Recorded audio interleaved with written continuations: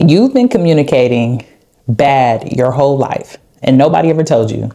Not your parents, not your school teachers, not your boss, but I'm here to help you today. So stick around while I share with you the top 5 ways to become a better communicator. My name is Evolve Benton, and I've helped speakers generate over $3 million in the speaking and consulting industry through my amazing company, Speaking for Profit Academy. And I've also been a professional speaker the last 20 years. So I'm so excited that you landed on this video, and I'm excited to talk to you about communication techniques that will allow you to stand out from the crowd and really start to build confidence on the stage. The one thing that I noticed that's holding most speakers back from really putting themselves out there is feeling confident from the stage and not having that sense and feeling like you are losing your audience. So I want us to talk about, what does it really look like to be an effective communicator? Tip number 1, I want you to think about communicating is more than just what comes out of your mouth. It's really about how you listen. And it's important for you to be not to be a passive listener, but to be an active listener. What do I mean by that?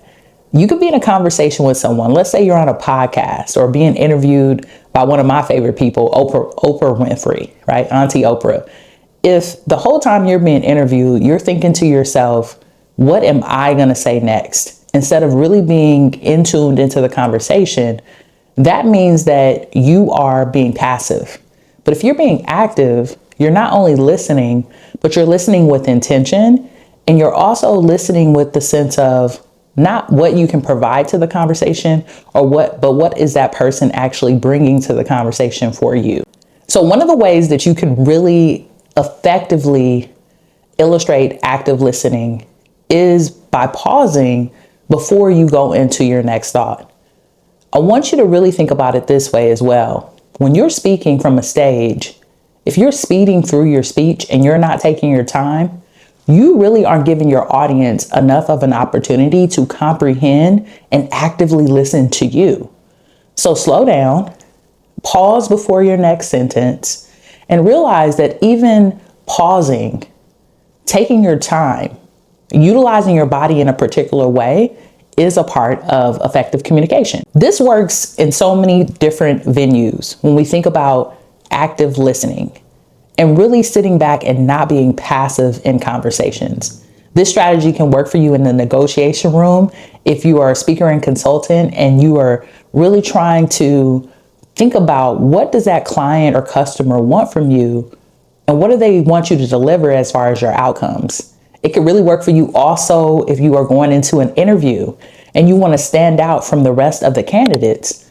The person who is actively listening and asks that next question that's very inquisitive and really hears the actual recruiter is going to be the one that makes it to the next step. And it can even work in your relationships. Maybe you have a friend that has a tendency to share or overshare like I do, and you really want to be a part of that conversation. Instead of just saying, right? Maybe you actually actively listen to hear what they need and what they need support with. Number 2, you want to really master your nonverbal cues.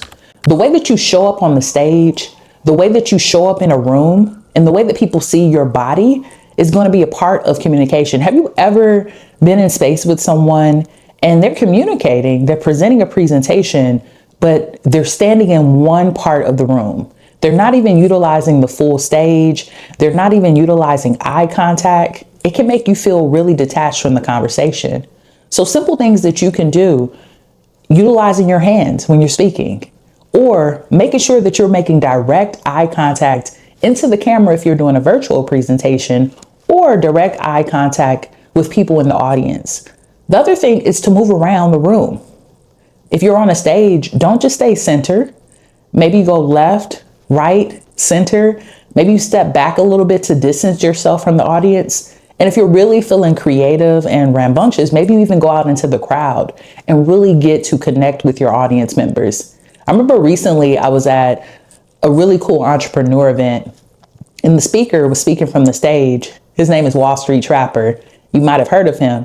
And what I loved about him in particular was not only was he a great speaker, his content was amazing because he talks about investing and how as Black folks, we really need to invest in a more strategic way.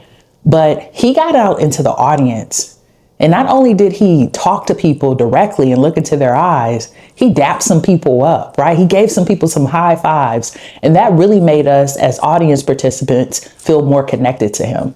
So think to yourself, how do you utilize your body when you're going into the space? It's not just about what you're saying, it's about how your body and how your nonverbal cues show up in the space as well. The third thing that I want you to do is I want you to always communicate your point first. What I see is that sometimes speakers will tell us a whole story, might even give us a couple of Bible verses or their favorite quotes from a book before they actually get to the point. So even today, as we're going through these 5 steps, I'm giving you the point before I even go into some examples. So they'll really ground you as a listener to what's next. So for you, if you have a point, something that you really want people to focus on, one of my favorite speaker coaches in the world, Cesar Cervantes, actually calls this our through line when we're writing a speech. If you have that, you want to land on that first before you take your audience on a journey down a story or down a biblical path. And if you decide to share the story, make sure that you bring the point back so that people can have a landing and understand where we're going. Just always remember to lead with the headline. The story is going to follow that, and you'll be in a good place. Number 4, you want to adjust your communication style to the tone of your audience. This is an educational video, so I'm giving it to y'all in a particular way because I want this tone to be a space where you can listen, take notes. If you haven't already got your notepad out yet, you should have it out and be able to collect this in a particular way. But I'm also an artist. I'm a poet. And there's a different tone that I'm going to use when I'm sharing poetry, or maybe even a different tone that I may use when I'm speaking to youth compared to when I'm speaking in boardrooms with corporate executives. So for you, you've got to know your tone and what type of energy you want to bring to your space. The other thing is, if you're saying a speech that's supposed to be serious, there shouldn't be a lot of laughing and giggling if we're having a serious moment. If you're speaking about something that may be somber or sad, then maybe your voice goes a little bit lower. And maybe you really lean in to connect with your audience. But make sure that your tone connects to the audience itself and actually to the content that you are speaking about. I find it a little unsettling when I see speakers supposed to be speaking about something that's fun or energetic, and they come in super low energy. Or when I see a speaker that's supposed to be really speaking about something that's sensitive and soft, and they come in with a lot of high energy. Either way it goes, you want to make sure that your tone is actually connecting to the audience and to the moment. And the 5th tip for you is I want you to speak with clarity, and I want you to be as specific as possible. We don't want to give vague language. We don't want to leave people confused. We don't even want to leave people too curious. We want to be particularly clear about what we're speaking about and what we're landing on. And you don't have to use a bunch of words that might lose your audience in order to sound intellectual. Remember that speaking is about clarity. Speaking is about the outcomes that you agreed on with that decision maker or that event planner. And speaking is about transformation. And some of those talks, some of the music of people's voices have transformed rooms without vagueness and without distorting the story that you're trying to tell. So in particular, one of my favorite speakers in the world is Eric Thomas, and he's an amazing motivational speaker. If you haven't checked him out yet, please check him out. Black man, has spoken to executives, NFL players, NBA players. But what's so powerful about him is the clarity in his voice. Even though he's a motivational speaker and he can take us from down here to all the way up here where he's almost preaching, there's always clarity in his story and in his voice. And one of the ways that he utilizes that is by having call to actions. So he might say something like, if you're with me, I want you to say yes. If you're with me, say yes. Say yes, yes. If you're with me, say yes, yes, yes, yes. And then he gets the audience to chanting with him. Clarity in his voice, even though we were doing call and response and chanting together. So for you, you don't want to lose your audience in vagueness. You want to make sure that they have clarity. If you're watching this video, most likely you are hoping to become a better communicator. You're a speaker or a consultant. Maybe you're just getting started. And I want to invite you to join the Profitable Speaker Circle. It's my free community where I help speakers just like you not only become better communicators, but particularly we have a curriculum in there that helps you put together your signature talk. And your signature talk is the talk that you're going to share around the world. I call it the Beyonce method. Beyonce is one of my favorite artists. Shouts out to her. So let's say Beyonce goes on tour right now. I'm going to get the show here in Atlanta that is going to be amazing. I might get some special guests. Most likely it's just going to be her. And you are going to get a show in London if you're watching it from there. And it's going to be very similar. And that's because that's a signature presentation for her. So the same thing is with your speech.